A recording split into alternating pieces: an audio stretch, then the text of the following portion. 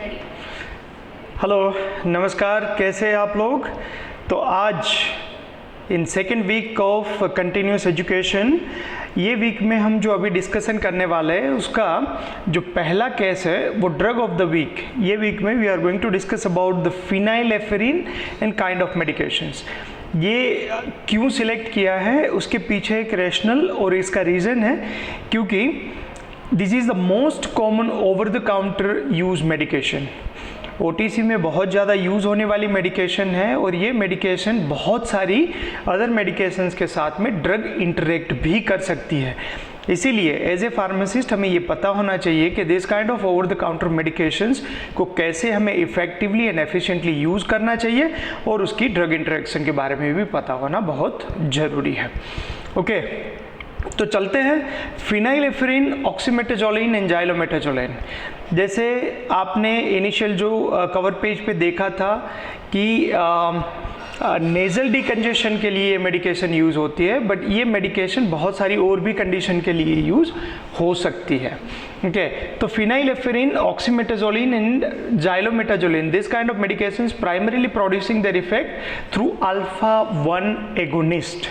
Yes, alpha 1 agonist. अगर कोई medication alpha 1 agonist है तो उसका मतलब ये वेजो कंस्ट्रिक्शन कर सकती है। अब वेजो कंस्ट्रिक्शन कर सकती है तो ये मेडिकेशन खास करके वेजो डायलेटरी डिजीज कंडीशन में यूज होगी।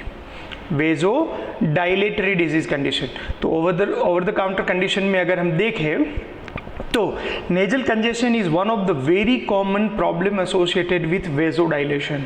तो phenylephrine and kind of medications are use for nasal congestion को रिलीव करने के लिए यूज होता है। दूसरा, रेड आइज के प्रॉब्लम के लिए यूज होता है। आइज रेड कब हो जाती है? जब blood vessels of the eye is becoming vasodilate, तो वहाँ पे ब्लड रुक जाता है।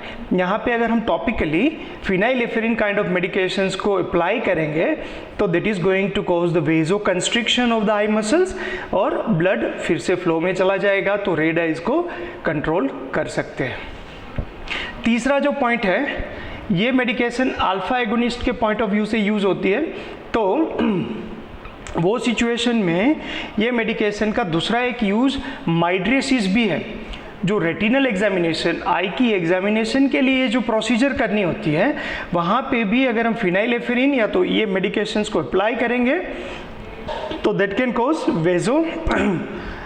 वेजो कंस्ट्रिक्शन भी होगा और माइड्रेसिस भी हो सकती है। इसीलिए उसका जो मेन यूज़ है वो nasal congestion, red eyes management and retinal examination, ये तीन अलग अलग टाइप के यूज़ के लिए normally phenylephrine can be used. Okay, दूसरा पॉइंट जो सबसे इम्पोर्टेंट मेडिकेशन के related as a pharmacist we should have to understand is, अगर कोई ये मेडिकेशन को कंटिन्यूसली 5 दिन से ज़्यादा नहीं यूज़ करना चाहिए। If you are going to use this medication for more than 5 days, you are more likely to get the rebound congestion और rebound आपकी आई की प्रॉब्लम्स आ सकती है। ओके, तो यहाँ पे एक सबसे इम्पोर्टेंट पॉइंट तो ये हो गया कि this medication should not be use in continuously और in row for more than 5 days for your nasal block. The second important thing you have to keep in mind, alpha 1 agonist है। alpha 1 agonist that means vasoconstriction that can cause the hypertension। तो hypertension होने की संभावनाएं बहुत ज़्यादा है। और दूसरा जो पॉइंट है वो ये है कि अनकंट्रोल्ड हाइपरटेंशन के पेशेंट को हम नहीं दे सकते। तीसरा पॉइंट, अगर हाइपरटेंशन की मेडिकेशन कोई पेशेंट ले रहा है तो उसके साथ में अगर ये मेडिकेशन देंगे तो भी ड्रग इंटरेक्शन होगी। तो ये कुछ key important points always we have to keep in mind about the phenylephrine, oxymetazoline and tetrahydrozoline और जाइलोमेटाजोलिन। ओके, सो क्विकली उसको रिकैप कर लेते हैं। Mechanism of action, alpha 1 agonist सबसे ज़्यादा commonly over the counter use होने वाली medication है। मेन रोल है उसका नेजल कंजेशन के लिए, रेड आइज के लिए और आई एग्जामिनेशन में वो माइड्रेसिस कोज करने के लिए यूज़ होती है। कौन सी सिचुएशन में नहीं दे सकते?